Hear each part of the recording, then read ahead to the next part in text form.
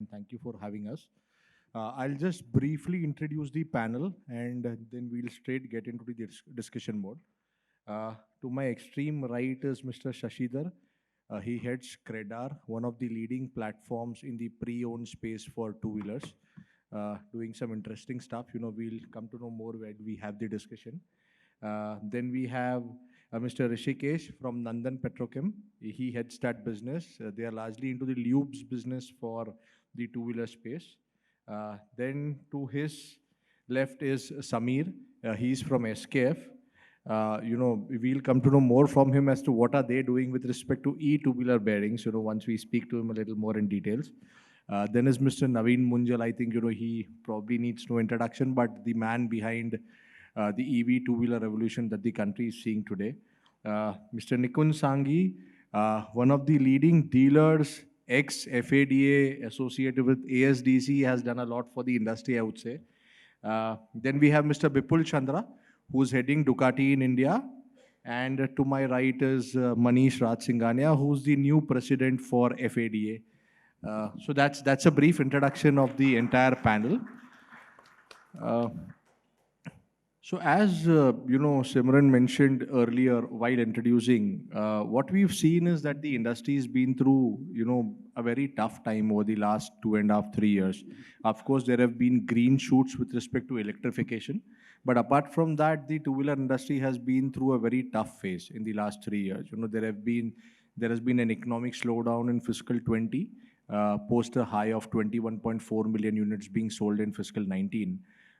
Then in fiscal 21, we've actually seen the industry go further low because of COVID, which is again, more like a black swan event, very difficult to predict or forecast, but we've seen its impact. We've seen the repercussions further flow into fiscal 22 also, where in the last quarter we were seeing some bit of recovery, but then that's not, in a way continued. So what we are seeing is that the bottom of the pyramid is really impacted substantially. And the commuter segment is seeing a lot of challenges and pressure. So let's try and understand, from our expert panel, their views as to how have they seen it. So, Mr. Chandra, if I come to you, I know, for you it's been a very different scenario because you largely look at premium two-wheelers. So for you, it would have been a better time if I would say so, because you would have grown at a very high rate as compared to what, we've seen the situation in the commuter segment, because we've seen that even in passenger vehicles where, your SUVs or compact UVs or premium cars have grown at a much faster pace. Thanks, Himal, for this question. And as you said, the bottom of the pyramid is getting impacted. But then top of the pyramid is very narrow and people are generally lonely at the top. So my volumes are still very small. Although because of the small base, our percentage growth seems to be very, very high, which is definitely the case. We have grown better than other sectors. We have grown better than the previous years, but the numbers are still very small. However, the good part, I would say, for my kind of businesses, whether it's luxury cars or luxury bikes, both the things taken together, post-COVID, probably people have started believing that you only live once. So now it's no holds barred. And people are actually not sparing any effort or they are not looking at the cost when they have to live like this kind of life.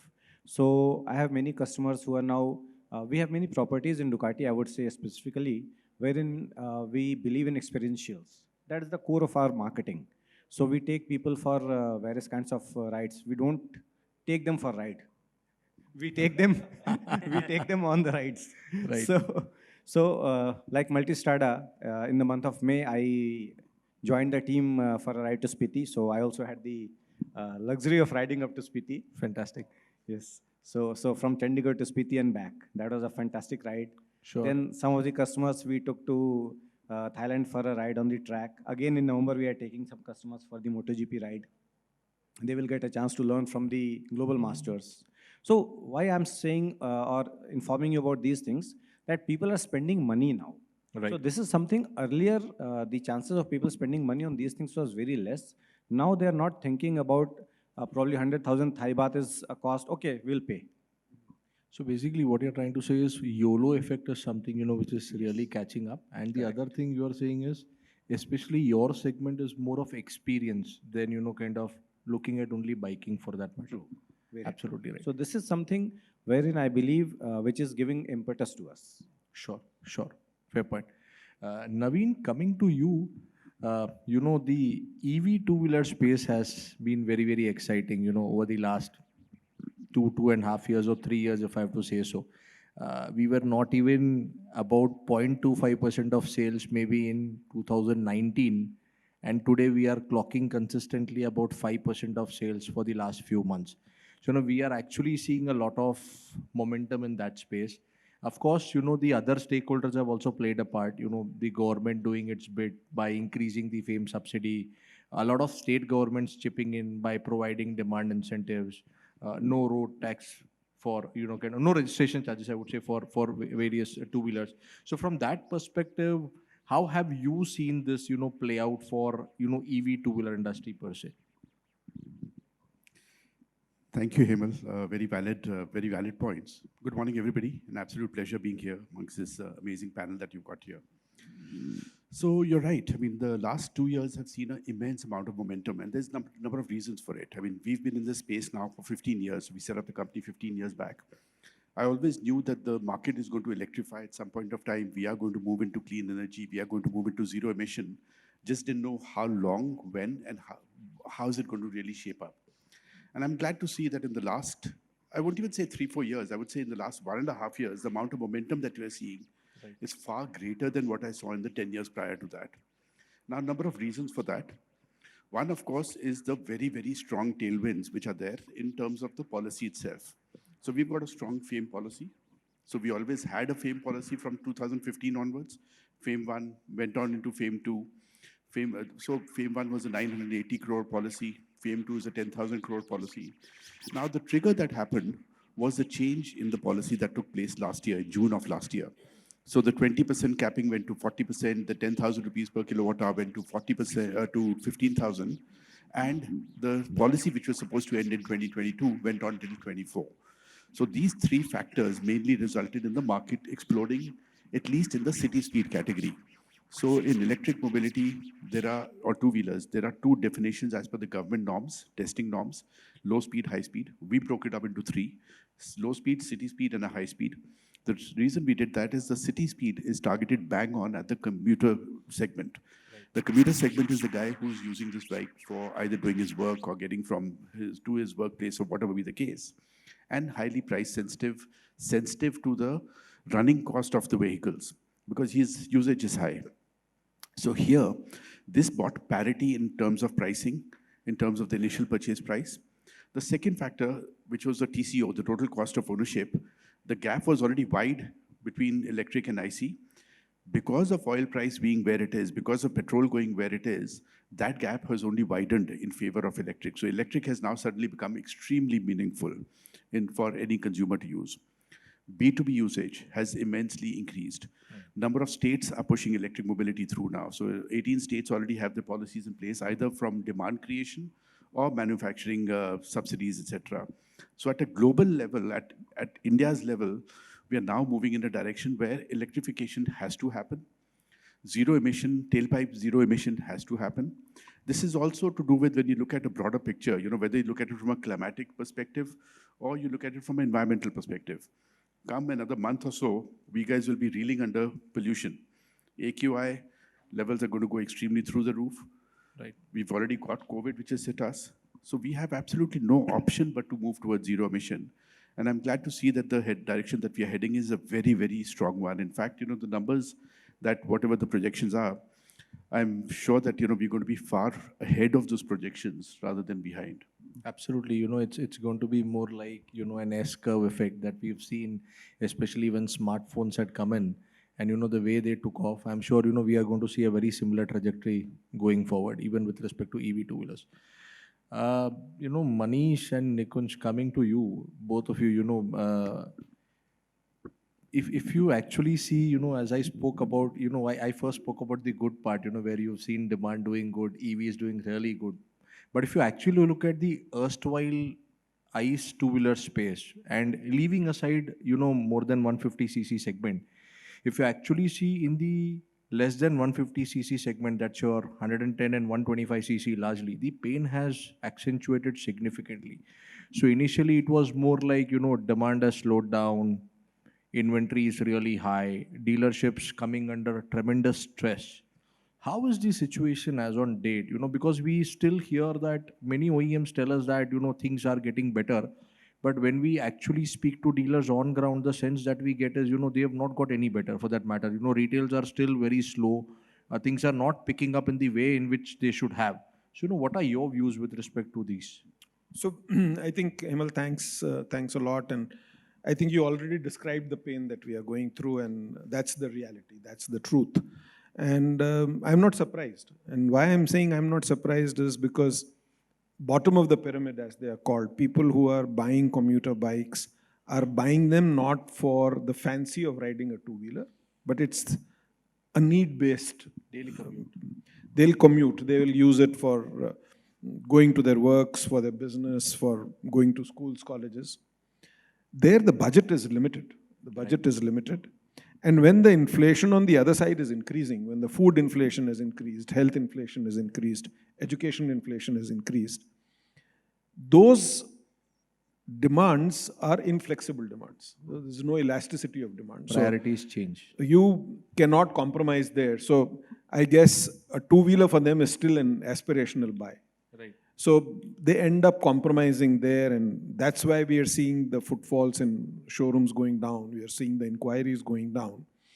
And of course, partially there is also the impact of EVs. So like Naveen talked about TCO, I mean, it's phenomenal. And I would have normally thought that EV penetration would be high in urban areas. Rural will not even think of EVs. But it's absolutely the other way around. I mean, the proliferation of EVs in rural areas where I come from, where largely my market is rural, 80% of my market would be rural. The number of EVs running there, and those will never get reflected in Vahan figures because those are not registered. They don't require to be registered. So even if you look at Vahan figures, Nikunj, you'll be surprised in fiscal 21. In fiscal 21, around 55% of EV two-wheeler sales came in from top 10 districts in India. And in fiscal 22, they have dropped to 20%. So which means it gives you a sense of the proliferation that is happening in various other districts apart from top 10 districts in India. So absolutely. And I think our farmers are not dumb. They're smart. They're very smart, probably smarter than you and me.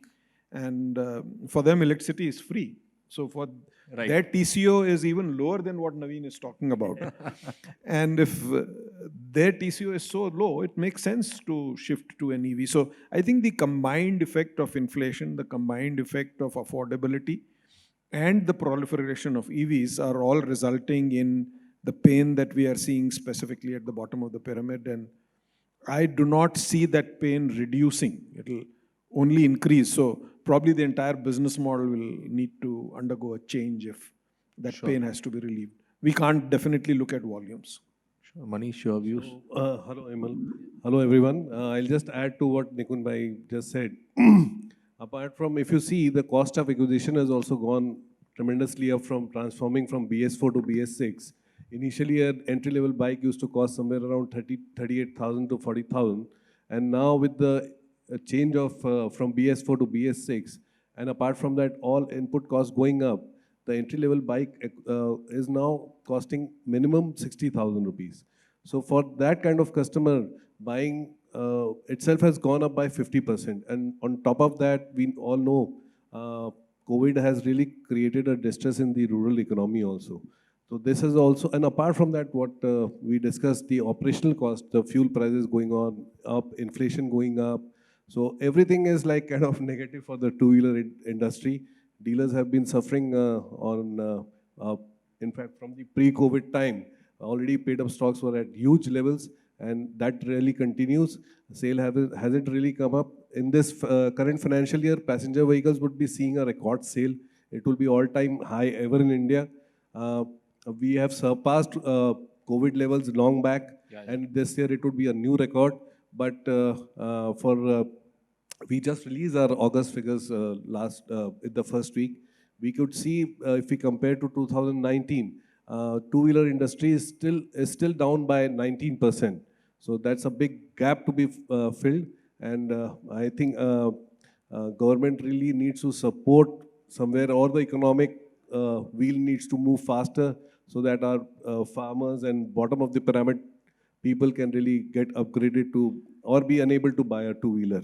And that effect can also be seen in the entry-level cars also, where rapidly every year on year or month on month we see entry-level cars sales going down.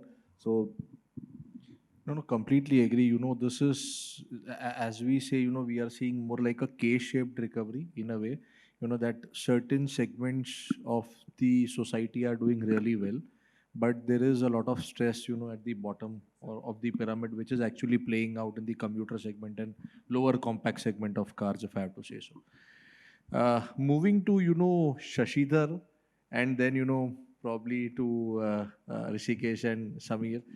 So Shashidhar, as we see, we are seeing a lot of two-wheelers on road, and, we have more than 100 million odd two-wheelers on road today. And with new electric vehicles also coming in, you've set up this venture which is for pre-owned two-wheelers. Yes, a few OEMs have their own pre-owned outlets, but it's not gained as much traction as what we've seen in the passenger vehicle space. So what a True Value has seen, or what a Mahindra First Choice has seen for that matter, we've not seen such kind of traction for the two-wheeler side.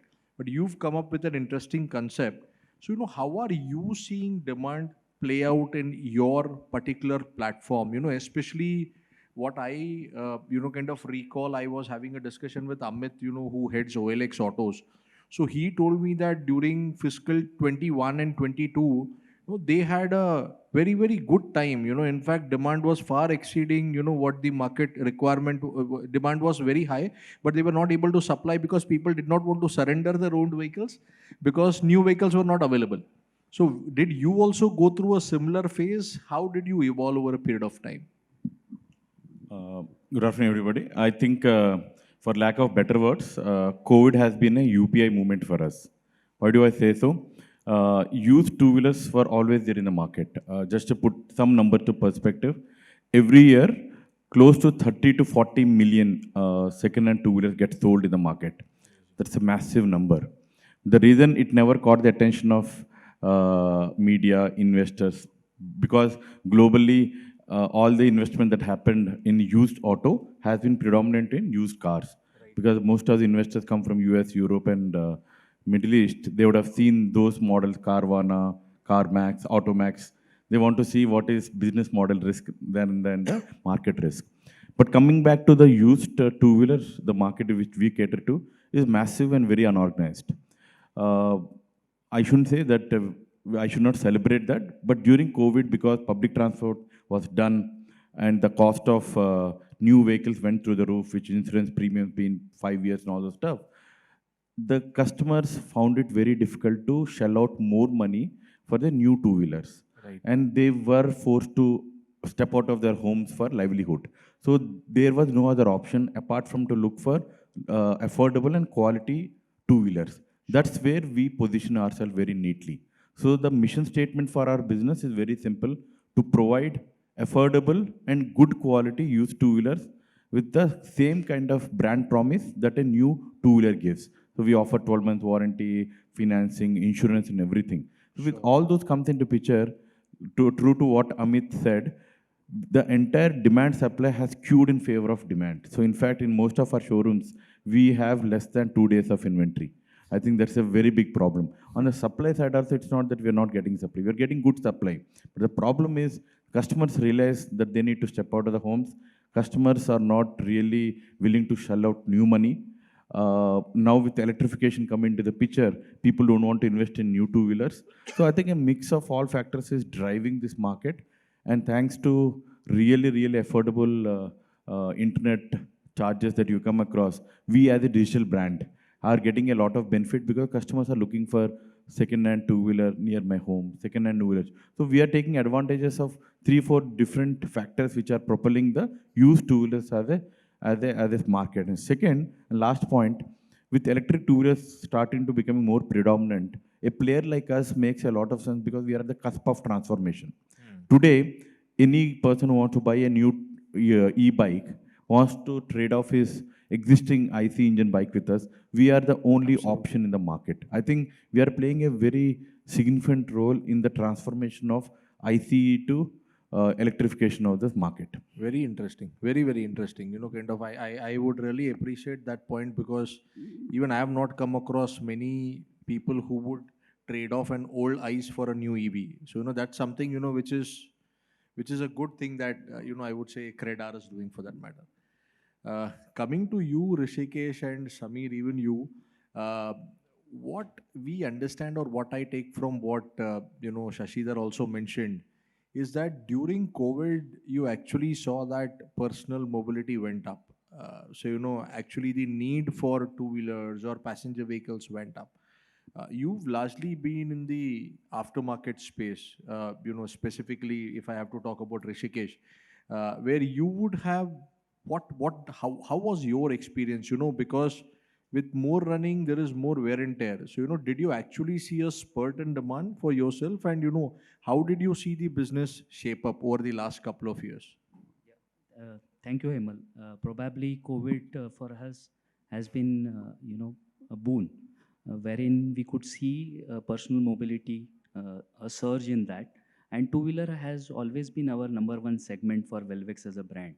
But we could see that we had exponential growth during COVID times, and the growth has remained post-COVID also. So we see that on the OE part, I would say that yes, there would be a major change coming in.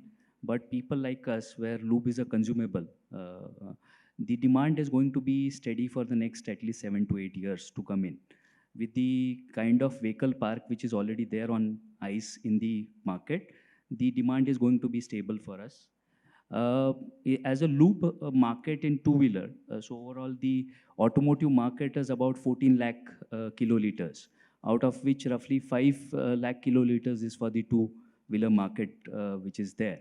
And predominantly, if I say 8% to 10% of it is for the OE requirement. Balance is more of aftermarket requirement because it is consumable. Right. So there is a huge park of vehicle population which is there. And though I see that, yes, there is a change which is happening, and probably by 2025, maybe 40, 50, I don't know. I'm not sure about the number. But the change is coming in, but people like us will have still a stability because of the huge vehicle population which is there in the market currently. Yes, definitely as we go in for more of cruisers or more of highway bikes, probably the battery coolant will come into picture, and the engine oil will surely be replaced by the coolant part. But today, Sure. of course, at the commuter bikes that are coming in, probably loop doesn't see a major role as such, because in the two-wheeler segment, out of the total lube requirement at the OE level, about 95% contributes is through the engine oil. Right. The balance front fork oil or probably brake oil is very, very minor. Sure. But in long term, I see that the bigger bikes definitely will have a requirement, and probably the engine oil will be replaced by the coolants, which will be required for bigger size vehicles coming in. Interesting. So basically, liquid cool technology is something which may, to a certain extent, fill in for what you may see as deficit because Yeah. of engine oil. Yeah, the engine oil will be replaced through the coolant technology coming in future. Sure. Coming to you, Samir, if you actually see, whenever we talk about EVs or whenever anyone talks about EVs, they generally talk about uh, the product. Maybe they talk about batteries or they talk about the battery pack. You've been in the bearing space, what is the difference that we see, with respect to the bearing business when it comes to electric two-wheelers? Because, EVs are such vehicles, where the NVH level is almost negligible or close to zero. So, it becomes even more important to understand what kind of role do you guys play? Are the bearings different from what you use in an ICE two-wheeler? And if so, how different are they? Thanks for the very nice question actually, because if you see from the bearings and seals perspective, approximately 14 bearings required in an ICE, and with 20 million vehicles, there is a demand for is around 240 million bearings a year, only for two-wheelers. What is happening vis-a-vis this change of EVs? Number of bearings are getting reduced, but EVs are not as a simple technology as people feel actually. Right. Because they have to deliver the same power and same Performance. same power density in this without engine. So with the motor technology, they have to deliver that. So the speeds are increasing, the temperatures are increasing, the reliability of the entire transmission from motor till the vehicle or the wheel is increasing. And that puts a lot of pressure on the engineering side of the product. So the bearings are becoming more denser. The bearings have to have more load carrying capacities. They have to have ability to handle the higher acceleration, because the speed increase is much higher in electric vehicles than torque is this much one. better. Because the torque, the issue with the ICs and EVs, how do they handle the torque? Right. Okay. Right. So it's becoming more and more lesser friction. The technology requirements are increasing. So actually, if you see from Escape side, it's a more welcome because the technological demand is increasing, and we are being in the premium side of the bearings. This will enhance the requirement from a technology and premium bearings and seals. So do we actually see better realizations also, just to kind of understand? So as you mentioned, there are about 14 sets of bearings that get into an ICE two-wheeler, versus that, there will be a relatively lower number of bearings that get into an EV. But the complications or the technology intensity in those bearings is much higher. So do we actually see that if you do a like-to-like comparison, we may not see much difference, in terms of the value that you realize out of a ICE two-wheeler versus a EV two-wheeler? No, actually, the value perspective, it is increasing because the size of the bearings are increasing. Fantastic. Okay. So the bearing requirements are increasing, size of the bearing is increasing. Still, if you see from a two-wheeler perspective, it is still not moved to the hybrid bearings. But we have seen in the passenger cars where the EVs are getting implemented, already the technology is towards ceramic and hybrid bearings because of the speed and the electric currents and all related failures. Two-wheeler side, the real need would be friction and the power density of the bearings. And just to tell you, for ICE, due to the engine noise, many of the bearing requirement or the system requirements are not getting highlighted. Right. But now the entire system is becoming more and more quieter. Right. The focus on bearings and the rotating part Is increasing. is getting much focused actually. Right. And Right. that will put pressure in terms of becoming more and more quieter bearings, more and more bearing has ability or reliability to handle the loads, temperature, and the speed acceleration. Sure. Fantastic. Really, very, very pertinent and important points that you put out. Many a times, as I mentioned earlier, when you talk about EVs, people largely think from a battery perspective, but the entire ecosystem in a way has to go through a change. And I could actually see when you were mentioning that it's not easy to manufacture EV, Naveen nodding that yes, I've been through it, so I'm aware of it. So, kind of resonates well with him in a way. Moving on from here, just wanted to get, some other different perspective. Let's this time start from, say, Manish and Nikunj. If you look at, electric vehicles per se,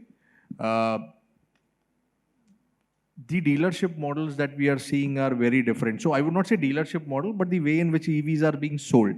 One, you have an online model. Second is through the dealership. So that's one change. Second, what we also know for sure is number of moving parts is lower. And for a dealership, especially two-wheeler dealership, spares and kind of service forms a large portion of not only revenue but also bottom line. So in a way, the commissions that you get for selling two-wheelers, your ICE two-wheelers, are largely fixed or a proportion of the cost and maybe some add-on stuff that you get based on certain incentives, etc.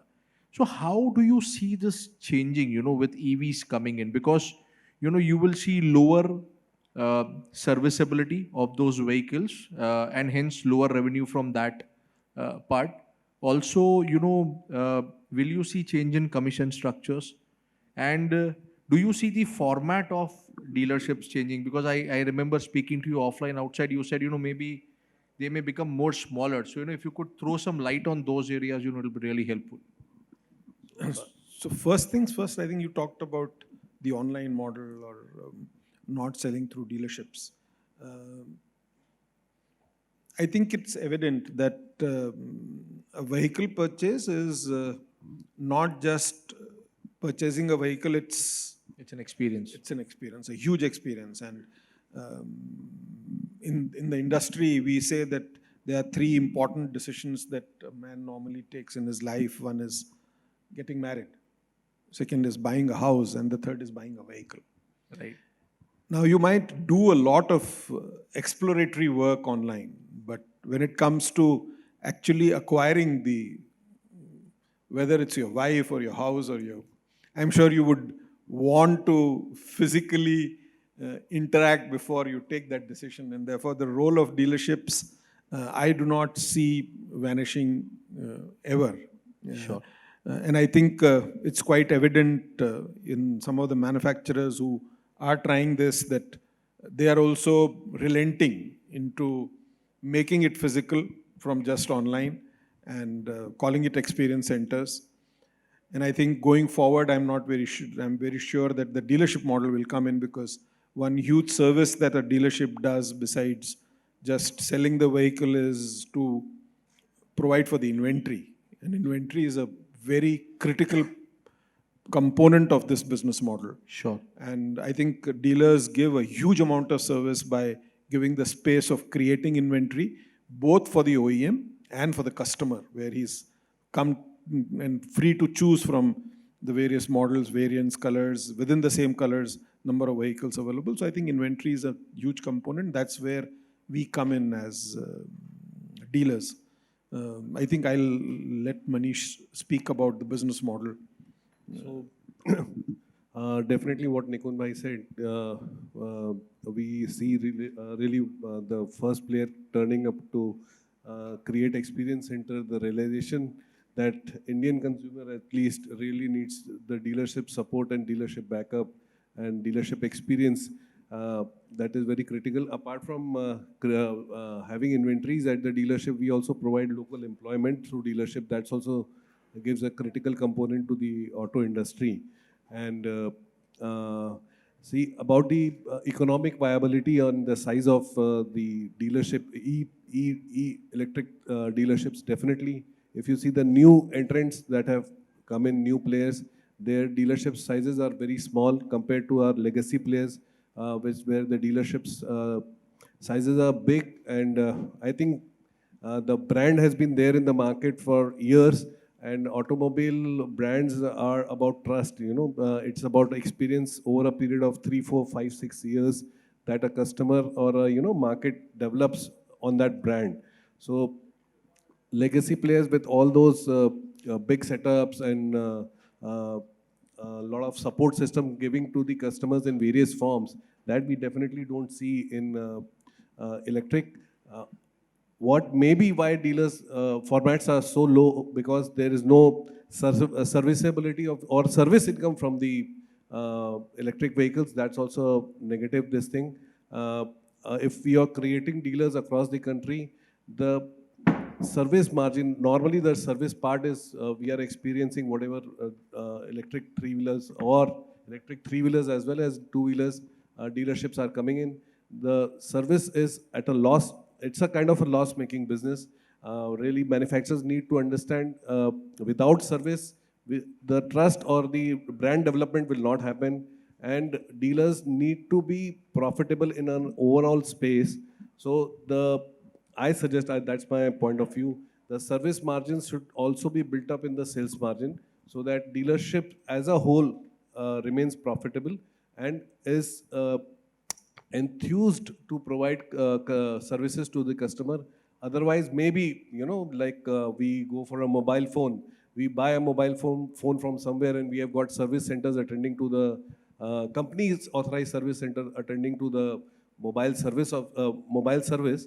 So that also can be another model coming up in future where dealers only sell the vehicle and companies develop service centers where they attend to the service of the vehicle. But it's a large base market. Uh, a lot of physical movement of vehicle is there. It is important that dealership continue to have a service set up with them so that brand gets trust and confidence of the customer. And brands really need to understand about the profitability of the dealership. That would be critical to ensure reach and space across the country. So I'd like to add something here. So while service incomes in electric vehicles will, yes, be lower than an IC vehicle, but a few components of service which will remain and which are going to be critical to the profitability of the dealership. One, of course, is the body shop. Right. Because those will happen and for which you will definitely require deals. The second thing is about the diagnosis. So while an IC engine vehicle can be handled by a roadside mechanic, Right. I think in electric vehicles, and I'm sure Naveen will endorse my view, if there is a criticality, if there is a problem, then diagnosis and rectification of those codes or errors, even if you will require a much more competent, much more qualified staff to be able to handle issues, serviceability issues like that, like something which happens to your laptop. Now everybody cannot repair a laptop, or so you will need to go.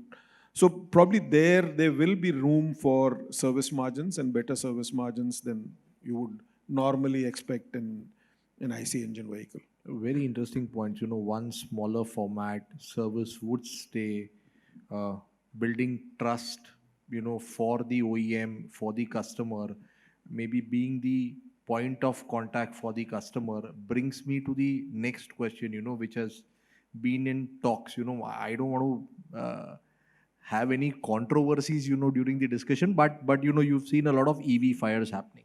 So do you feel that, today the customer has nowhere to go if his vehicle goes through this kind of situation, and if it's through an online sale or where there is no point of contact, do you feel a dealer being there in between will definitely help provide him that kind of support, give him that comfort? Because at that point of time the situation is very panicky, so for him there is some physical point of contact that needs to be there. So even during these situations, I know these are teething issues. Maybe once the industry stabilizes, these may go off. But every industry will go through such a phase. So do you think taking into consideration these things also initially to build trust, to build that comfort to buy electric vehicles, this is going to be critical? So it's not just electric vehicles, and it's not just about EV fires. See, unlike a mobile or a laptop, EV is a moving vehicle. Right. So when anything which moves, obviously the need for service will be much more than something which is stationary like a laptop or a mobile. Right. And when there is such a large customer base, then it becomes extremely difficult to provide service at the doorstep of the customer. And I think people who are doing it are also already experiencing it. And the cost of service, and I'm talking from the OEM point of view, would be huge. Yeah. Sending a service vehicle to the customer's house, picking up the vehicle, bringing it back, repairing the vehicle and delivering it back. The cost of service is going to be so huge that it will be impossible to service such a large base. Therefore, having a physical point of service will definitely increase the convenience of the customer and also the confidence of the customer to be able to buy a vehicle. Because already a lot of people who have not seen physical infrastructures are facing the music, are already facing the problem of even a small, forget a fire, even a small breakdown. You call an helpline number or you call a toll-free number, and within 24 hours somebody will come, will pick up your vehicle. They don't know when it will come back. And what do you do for that time? Because mobility is required every minute. Right. So I think those challenges, to address those challenges, physical service infrastructure would be required irrespective of the business model that you're following. Naveen, coming to you, not to put you in a spot, but we've been hearing a lot about this EV fires. What is, the reason for it? At times it is blown out of proportion for no reason, we've seen. maybe people who understand this can still relate to it, that the real reason is not this but this. But if you have to pick a few reasons why this has been happening over the last couple of months that we've seen, your views would really be welcome on this particular area. Hemal, I would put this as, kind of growing up pains. Now, there's no one single reason for something like this. There's multiple reasons for it. Right. One of the factors is that there is not enough testing being done by a lot of companies. So you've got, I was told there's over 100 now electric vehicle, two-wheeler companies in the electric vehicle space who are importing parts, selling them into the market in different shape and forms. Now, I'm pretty much sure that, majority of these companies have not gone through the full cycle of testing. It's very different to get a product certified under test conditions, and it's very difficult to get it out into the market and ride it in the conditions that we have. So we have rains when it comes in. You guys have seen what's happened in Bangalore. So waterlogging happens. The heat that comes in at that point during summer months, it's 45 degrees, and then the road is 55 degrees, and you come back and plug the vehicle into charge. With portable batteries, if you're not plugged in the connectors properly, the battery chemistry itself. So you're pushing in a lot of ways, as Sangeji was also saying, this is a vehicle, this is on the road. You will have accidents, you will have issues, breakdowns, all kinds of things. So first factor is a lot of companies have not gone through the full process. They don't understand it. It's very different to make a few hundred vehicles, and it's a very different factor to make a few tens and thousands of vehicles and running into hundreds and thousands of vehicles. The protocols that you require for this are very, very different. So while electric mobility may be simpler from a moving parts perspective, it's actually more complicated than an IC engine vehicle in a lot of ways, because here you don't only require mechanical engineers, you require electrical engineers, you require electronics, and you require a very deep sense of software, BMSs, telematics, IoT, and sensors, how do they all function in sync with each other to make sure that the product is functioning in the right manner. So there are a lot of issues which are there, of course. Companies have not done this properly in a lot of cases. In some cases, it's also the ecosystem, the environment around. People being irresponsible, customers themselves being irresponsible, charging it, just out of wires and not plugging it into a proper 15 amp socket or something on those lines. We've heard of those kind of issues as well. Right, right. So these are issues which will get addressed. These are problems which are there in the market, have been there in the market. That's why a lot of standards and standardization is coming in. A lot of the new test parameters are coming in. Now, some of these testing standards which are coming in for batteries and the protocols which are coming in may not be possible to be applicable immediately. End of the day, let's look at the challenges that we face as an EV industry. We don't have cell manufacturing in India even now. Right. So anything that you have to implement has to be done at the manufacturer's level, which is not in India. So you're getting the batteries wherever they come from, whether it's China or Taiwan or Korea or Japan or wherever be the case. That implementation has to happen there. And we, in a sense, as a country, are still not a very large customer when it comes to these kind of when these countries for battery manufacturing. We are, no matter how big we are, we say 5% or whatever be the case, but when it comes to scheme of things at a global level, we are very, very small at this point of time. So do we have the wherewithal to implement those standards there? Second comes when it comes to testing, for example, now. Some of the protocols that are going to come into play is that you test the battery 5 times before you actually get it out. Companies here, battery assemblers here, don't have that level of equipment at this point of time. So things will come in. So the way to do this is to set long-term goals on where do we want to go, milestones, what are the parameters that we really want to be careful of testing on. For example, right now, depending on what gets implemented in terms of the testing standards or in terms of the standards and standardization, we also have to be careful that we don't curtail innovation. End of the day, if you standardize way too much, this technology is still evolving. Right. Battery chemistry is still evolving. What we have today versus what we're going to have 2 years from now is going to be different. In the last 6 years, we ourselves have gone to generation 4 of our own batteries. And in some cases, we've had to move away from the current suppliers as well, simply because they didn't have the chemistry that we were looking for. And that's going to continue happening. So these are, when you talk at a global level, even to battery companies, they say, these are issues which are there, which are challenging issues, but it's not very large right now in terms of the number of vehicles, for example, that we've got. We ourselves have 500,000 vehicles on the road. We haven't had those kind of challenges. So there are a few million electric two-wheelers on the road already, and what we've had is a handful of fires. Now, this also gets blown up a little bit more simply because the sector is in the limelight right now.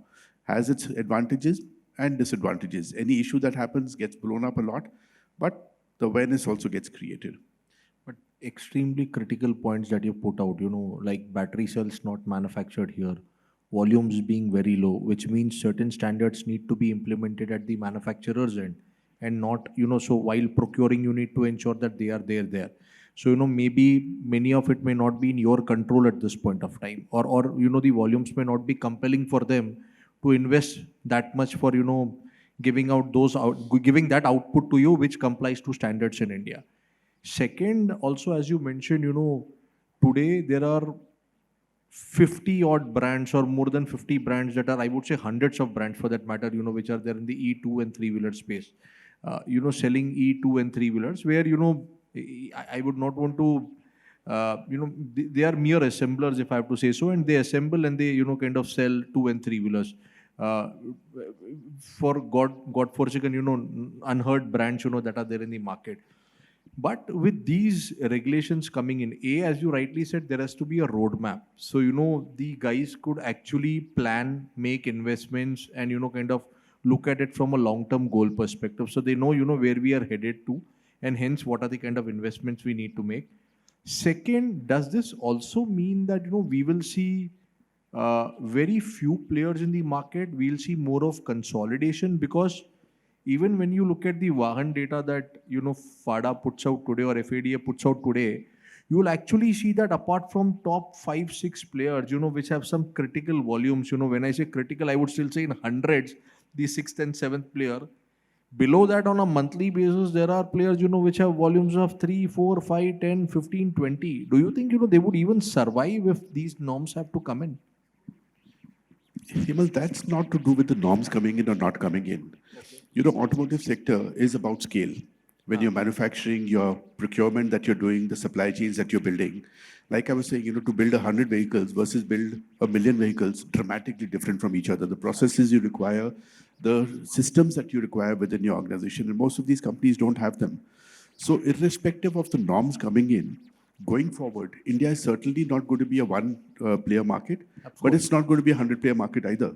So what is going to happen is eventually, as we expand the network, as more and more responsible companies come into the fray, and as they come in with proper quality systems, suppliers, dealer network, as Sangeji was saying, the dealer network is a very, very essential part of selling. While we sell online, we also route it through the dealers. When we do B2B sales, we route it through the dealer because he's our front face. He's the guy who's there to fix the problems that are there for the customer. Spares availability, all of these factors are extremely important. So irrespective of whether strengthening of norms happens or not, a lot of these players, if they don't get their act together in terms of scaling up quickly, getting the right brand out, getting the service product out, getting a product which is acceptable in the market, no matter what you do, if the product is not acceptable in the market at the price point which the customer wants, it's not going to work. It makes no sense at all to come up with a product which may be, a fantastic product, but the customer is not accepting it. Sure. End of the day, you have to get a product out which is acceptable to the customer at a quality which is acceptable at a price point, and then provide all the support and service and the confidence to him that once he buys my product, I'm going to stick by him no matter what. Sure. So that is a very, very important factor which a lot of these companies don't understand, and they will not be able to sustain that kind of a onslaught when it comes. Fantastic. Thanks. Yeah. I will add to all these discussions my thought process. You know why I'm sitting between these two dealers? Because we cannot wish away our channel partners. Absolutely. So while, although EV is not my forte, but service is something, after sales is something which I can relate to. Now, when we talk about all these things, we always talk about the supply side, what OEMs are doing, what dealers are doing. But we need to understand what our customers are also doing. See, I also don't want to quote any controversy by saying this, but if we are buying something, we have to respect that thing. A vehicle is not something which you can abuse. It needs to be used as per the guidelines given by the manufacturer. As Navinji was saying that it needs to be charged in the right manner, whether the coupler is being used correctly or not, and all those things. So we have to understand that whether it's a mobile, whether it's a, let us say, less priced EV, or let us say it's a high priced Ducati, whatever it is, it needs to be serviced properly, it needs to be given that respect it desires, it deserves. If we are not giving that respect to the bike, whether it's an electric vehicle or IC engine, anything, it is going to malfunction at some point of time. Unfortunately, as we have seen, the couple of cases of fire or whatever have been blown out of proportion. Right. I can relate to, and I should not be saying on a public forum, but in my previous organization, there were certain car flashing cases in one of the most talked about brand, and I know there were not even in 3 digits, but the media hype was like probably every second car is getting blown up. Right, right. So this is something which we must look at as a user base. So as you know, Naveen mentioned, EV is the flavor of the day today. So anything to do with EVs you put out and you're going to get that kind of attention or grab those eyeballs. Shashidhar, coming to you, would like to understand that, if you actually see, we are slowly, gradually reaching that inflection point, especially in two-wheelers where we are now seeing EV sales take off. I'm sure you will slowly, gradually start receiving, EVs also in exchange for EVs, for that matter. And you would have, I don't know if you come across such situation where you have to purchase an EV and, sell it in the pre-owned market. Have you come across such kind of scenarios? Or that's too nascent as of now? Yeah, very pertinent question. We work with a marquee EV brand, and a couple of years back, not to take the names, they were launching a new product with a suffix X, so it's easy to understand who I'm talking about. So we ran an exchange program from them for their customers who own the current version of their vehicle.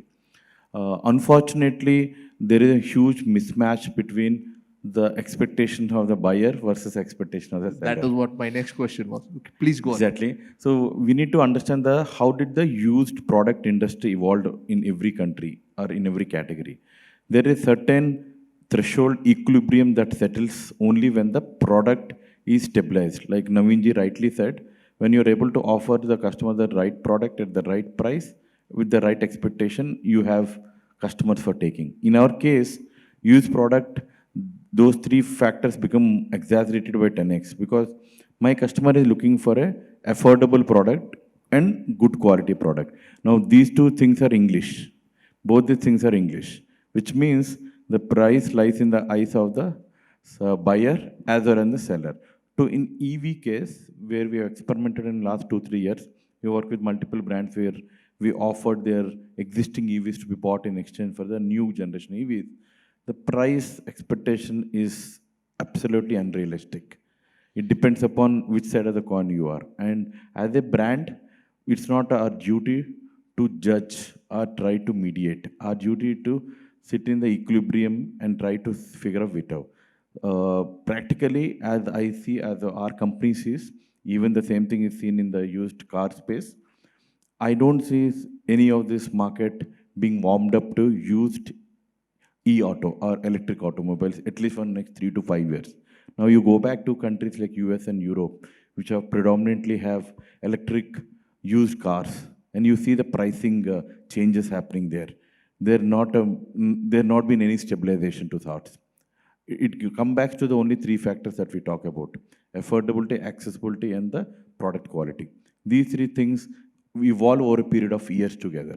People need to know what is the wear and tear. In IC engines, which are more than say 7 to 8 decades, still you require a brand like us to tell them which is good, bad, ugly, right? EVs are just hardly a decade old. It would take years and decades of customer expectation matching the customer learning to arrive at a sector. The biggest fallback of all these things would be the prices will become so volatile that customers will stop buying the products which are expensive, whether it is EV, IC, new, old, doesn't matter. They will want the market to stabilize. Like what my fellow panelists were saying, auto purchase is the third most important decision in everyone's life. And typically most of the people, at least the generation, my generation, next generation, would not to keep more than holding periods of 3 to 5 years. My dad still keeps the car he bought 15 years, 20 years old back. It has been now banned. So my generation will take kept for 5 to 6 years. The next generation will keep 3 to 4 years max. That means your ability to judge the price of the used electric vehicle, whether it is car or bike, is paramount to creating liquidity on the supply as well as the demand, which is not to be seen today. The reason I asked that question is, probably even if Naveen wants to throw some light, he could do so, is that today when you purchase a electric two-wheeler from a current user to sell it in the pre-owned market, if you look at the pre-owned market for passenger vehicles, let's take about ICE, as you rightly said, it's an established technology. There are certain parameters, which are well defined. There are certain 100 things that they check, and then basis that they arrive at a valuation of a vehicle. So from an EV perspective, have we reached that level, or have we reached that maturity, or we still have, as you rightly said, 4 to 5 years to see there is enough park available on road, there are well established brands, there is that trust that gets built in, and then we see this coming in. Yeah, just a small minor point before I give it to Navinji. See, how do you evaluate a used IC engine is very different from a used electric vehicle. The entire focus is on the battery and few other parts. Right. Take the commonality of this, which is the battery part. Today, till now, majority of the brands can't give me a firm answer on, I'm sorry to say this, but they can't give me a firm answer on the wear and tear of the battery. Because the electronics, the analytics that keeps coming out of the battery depends on the BMS. And today, we work with Ola, Aethers, and a lot of other brands to establish. So in fact, we are working with all the electric manufacturers to standardize the wear and tear of a battery and how to measure it. Sure. And because each OEM manufacturer has own BMS, the standardization of understanding the battery capacity has always been a dicey question. If that is not solved for in the eyes of the consumer, the pricing will always be a challenge.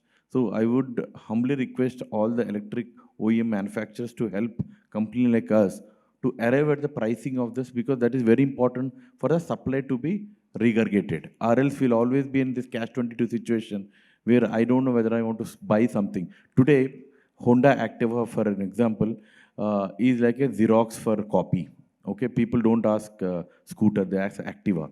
The reason being is the resale value of Activa or Maruti cars is so high because they believe that if they buy something, they'll at least liquidate 60% or 70% of the price after, say, 2 to 3 years.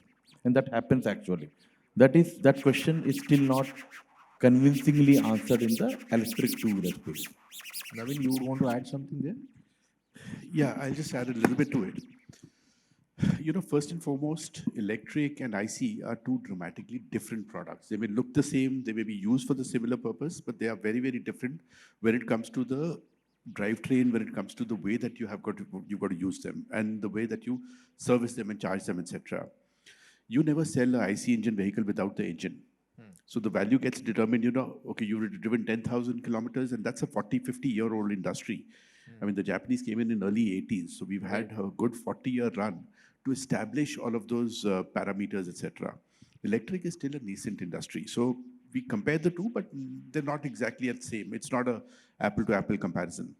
The second factor is the minute the battery gets taken out of the equation, anything from 25 to 40% of the value is taken out simply because that constitutes a very large part of the vehicle.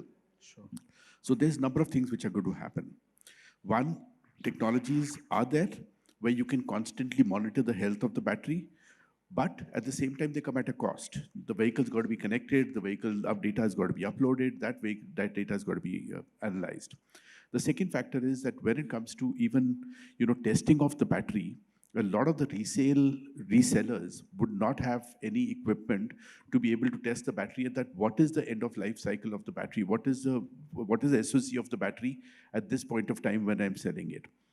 The other factor is that in a lot of consumers, we've got over, like I said, 500,000 vehicles on the road already. In a lot of consumers, they've already recovered the cost in 2 or 3 years of actually usage. Right. And they've kept the vehicle for 4 or 5 years.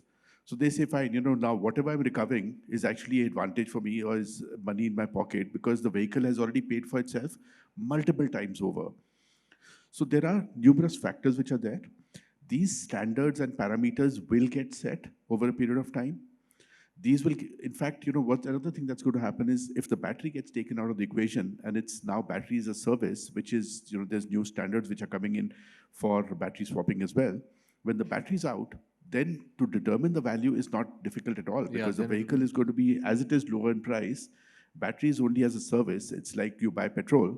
Here the difference is you're buying petrol on a regular basis, whereas in a battery, you've bought the battery on day one and basically you're amortizing it over a period of time. So give it time. I don't think it's going to be 4 to 5 years. I think, had we had this conversation 3 years back or even last year, my answer would have been very different. And if we have this conversation next year, my answer would be very different from what it is today. So I think the standards will get set. There's absolutely no two ways about it. So does that also, sorry, sir, just one thing. Does that also mean, Naveen, that, the manufacturers which are in this space and have that legacy of being in the EV two-wheeler space or EV three-wheeler or in the EV space for long, understand this fairly well and will be better placed to determine the value? Because as you rightly said, access to data, information, the way the person drives, what is the battery life at a particular point of time is something that you may have handle of and you may have inputs to. So does that mean that for you guys it may come as a natural uh, you know uh, growth driver going forward, getting into the pre-owned space, which also helps your new sales but also in a way gives confidence to the customer that I'm going to get the right kind of value from a product, like what True Value did for Maruti when it came in? See, I can't speak for us at this point of time on what our business plans are for going forward, what the strategy is. But there are going to be a number of new businesses which are going to come out of this for sure. One is what you're talking about, the second-hand sales. You buy back and you refurbish the vehicle and you sell it. Another very, very important one, which could become very interesting, is that of financing and leasing of vehicles. Right. Now, break it up into two parts. One is the leasing of vehicles for B2B applications, where you've got the guy's data, his Aadhaar card, his PAN card, everything is there, and he's already delivering, goods to you from e-commerce or food or whatever be the case. So that is one part of it, where the running cost for him becomes significantly lower. He's no longer buying an old IC engine vehicle, and now he's getting a new electric vehicle where he's paying on a monthly basis, which is lower than what his petrol cost would have been. The second is the consumer part itself. So these two will become also very, very interesting. And what's going to happen as a natural progression in electric vehicles is that they will be smart, they will be connected. So that data it's going to come in very, very soon. It's already happening now, actually. So should you not pay your EMI, as a manufacturer, as a company, you can actually brick the vehicle right on the road itself. Those technologies exist right now. It's just that you haven't implemented it to that level simply because of the scale. It's a chicken and egg situation. You're just waiting for the scale to come up a little bit more, acceptability to increase more, and then you start putting in these features. And the cost of putting in these features is also reducing, has already reduced substantially over the last few years, as has the battery price, etc. Still work in progress, evolution happening. Smart connected is going to be the way to go. And it's going to happen in multiple ways, whether it is GSM connectivity, constantly connected, or it's intermittently connected through your mobile phone or whatever be the case. But that's the way that this market is going to evolve as well. So the data, yes, would be with us as customers, would also, as manufacturers, would also be with our OEMs, which are related to battery, for example. Sure. Because they need to constantly be monitoring what's happening to the batteries and how are they being used. And should the battery not be used properly or should it not be charged properly, then that will have a bearing on their warranties. Just a very last thing, all of us use mobile phones, all of us use computers. Now the batteries that goes inside a mobile phone versus what is going inside my scooter or what is going inside a car or whatever is similar in terms of the chemistry. We don't take these phones and keep them in the sun and put them to charge, right? We keep them in a proper condition. Right. But yet, when it comes to vehicles, we are parking them outside, we subject them to very harsh conditions, and yet we are expecting them to perform at optimal. They're doing that. It's a difficult job, but we also have to respect. That's all, I would have to say on this. Mr. Sanghi. Just a small thing. So when coming to mobiles, like Naveen said, that that market is matured. So I might be buying my mobile for ₹1,00,000, But when I go for exchange, what I get is about 10% of my original cost, even if it's only a year-old mobile, because that's how technology is progressing, and that's now become acceptable to the customer. So I think a similar thing will happen to EVs also. What he was saying, that the price of an EV, and what Naveen also said, that you've already recovered the cost of an EV. Right. So whatever you do get is the bonus that you are looking for. But yes, today we are comparing it with an IC engine. Ki I had bought this vehicle for 10,000 and I'm getting 6,000 after 4 years of use. That'll definitely not happen with EVs, and the customer will accept it. Sure. One more point I'll just make to it, that the battery that comes out, a lithium-ion battery, is not wasted by any means. Right. That battery is going to go in for refurbishment, may not be even recycling to start with. Once the volume's enough, this battery is going to go for refurbishment, whether it's rotten, the bad cells are taken out, new cells are plugged in, and that battery either goes in for warranty application or it goes into stationary applications. So there is substantial value in the battery that comes out, provided it's been used properly. Right. Absolutely. In fact, that will be one critical element that the government would want to address: reusage of the batteries, once it is out of the vehicle. Absolutely critical. Before concluding, I think, we are already running out of time, but before concluding, would want to understand from Rishikesh and Samir that, we've spoken a lot, we get to know that, going forward, EVs is something which probably, at least in the scooter space as of now, looks inevitable. The transition will be really fast. Maybe in motorcycles, it may take more time. You will have to have more products, more OEMs kind of coming in. So how are you guys seeing transition in your own companies, where you guys have to look at this new growth story while managing the existing, kind of blocks that you need to? So, as I told, a lot of emphasis today is being paid in terms of development of fluids for the EV technology, though probably it is at a very nascent stage. The moment the industry matures, we need to have the right products at the right price placed to these OEMs and then also to the aftermarket. So one is in terms of investment in the R&D activities in terms of developing fluids. A lot of my industry players have already presented papers that probably we would also invest in that. On terms of the aftermarket, in terms of fluid, lubrication fluids or greases, as I have told that probably we will get some more time for this graduation, not as fast as the OEs that will happen, but we'll have to be on our, we have to be a little fast in terms of developing products more suited to the two-wheeler segment especially, because we see that the passenger cars, probably commercials, will take a little more time to graduate. But two-wheeler for sure is going to be a very speedy journey, probably. Samir, your views? If you see two-wheeler as an industry, we'll see that our understanding is this industry is moving towards more of a clean and intelligent way. And in line with that, SKF is also planning his product portfolio in terms of clean and intelligent, having more sensors integration. It will drive more and more functions. In line, according to that, our manufacturing footprint is also changing rapidly. We are gearing up.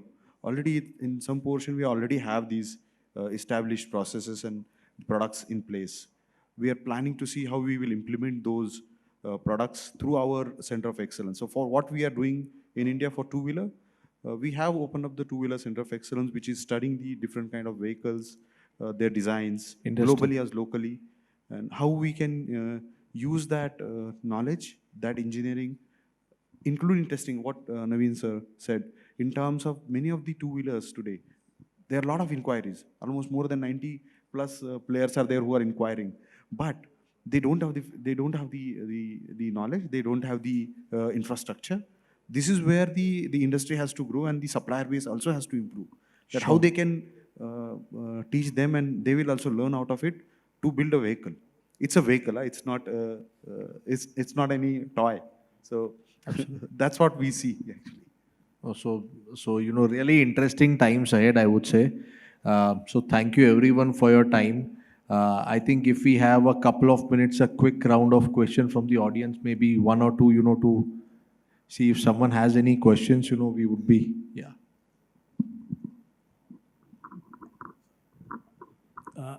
Thank you, sir, for all the discussions. It's very interesting and very insight into the two-wheeler market. I'm Mallikarjun from Autoliv.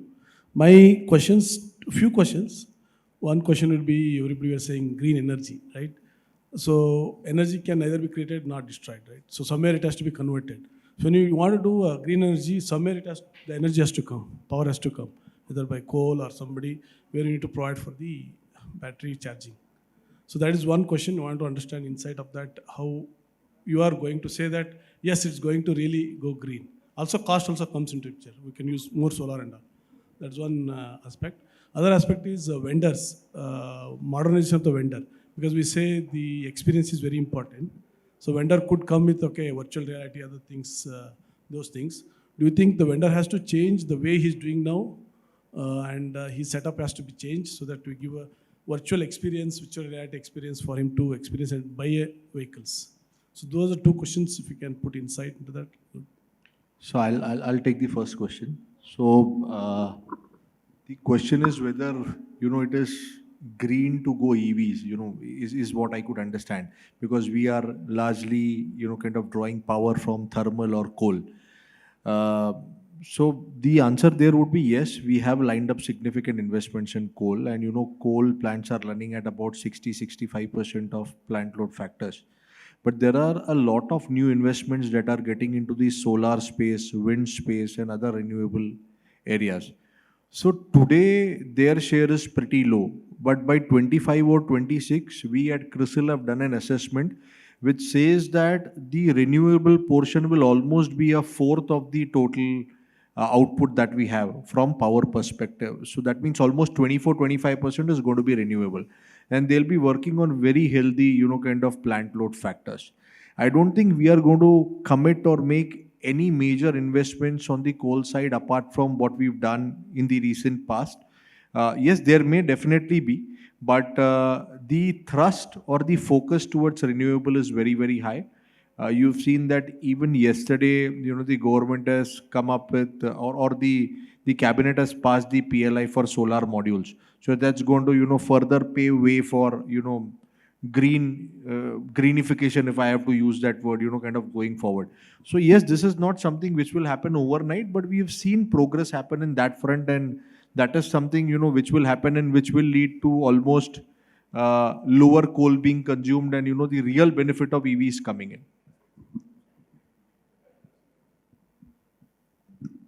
So I think the second question was to do with how the business model, whether it will be virtual. So like I said, the business model will definitely change. So there'll be, I think there'll be 70% of customer experience which will probably happen digitally. But yes, there will be the last few steps which will happen physically. So I think they'll coexist. It's not going to be only virtual. It's not going to be only physical. So the way business will be done will be very different. But yes, we call it phygital. The phygital model of business will be there when it comes to distribution. We can take one more question only. Sure. Yeah, hi. Good morning, everybody. This is Brijesh Parekh representing Exicom. Thank you for your views, very insightful.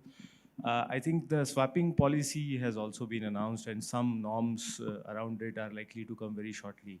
So how does the panel look at it, right? Because we heard of some constraint from a financing standpoint. So can swapping policy be a big needle mover for the EV industry? Should I take that? Yeah. So it's actually very good for a customer. It's good for OEM to have some level of standardization in place in terms of, so I'll give you an example. We had a number of MOUs signed earlier about swapping, and the form factor of all the batteries was different from each other. Now that cannot work in a scenario because, for a customer, he's being made to pick and choose which company he wants to tie up with or which company he wants to go with. It's like, when you're buying a car, you can only go to a BPCL or an IOCL and not go to any. So you need some level of standardization which comes there.